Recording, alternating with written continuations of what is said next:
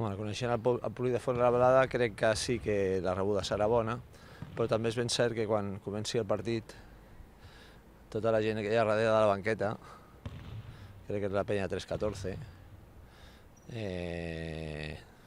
són molt d'usos amb el rival, és a dir, ja he estat bastantes vegades com a rival també a Fuenlabrada i és una pista molt complicada, amb molta tensió i t'has d'estar molt concentrat tot el partit i estar molt units, fer un partit molt complet, no?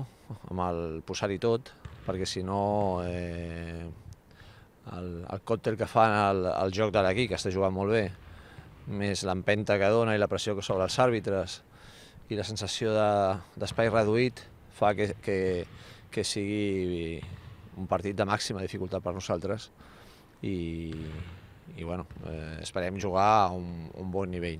Bueno, especial amb l'aspecte que torno per primera vegada, com em va passar també després de Gran Canària, a un lloc que ja he estat bé, ja he estat a gust i he pogut treballar durant un temps, no? I me l'aprecio molt, el club i la gent d'allà que són molt propera, molt de club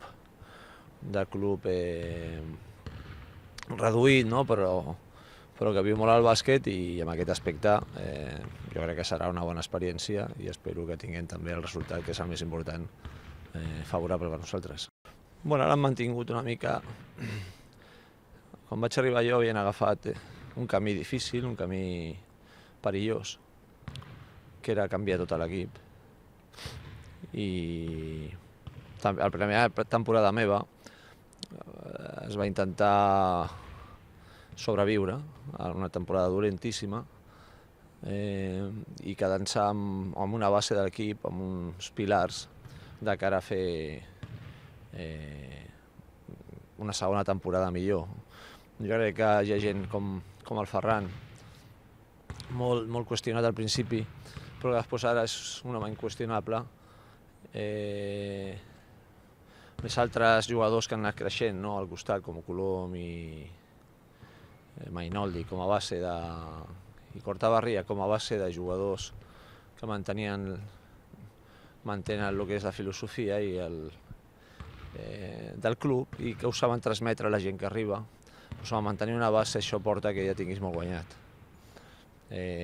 Van començar molta gent de l'any passat, amb 8-9 jugadors, i encara que és cert que han anat canviant, la base i l'embrancida l'han agafat, no han perdut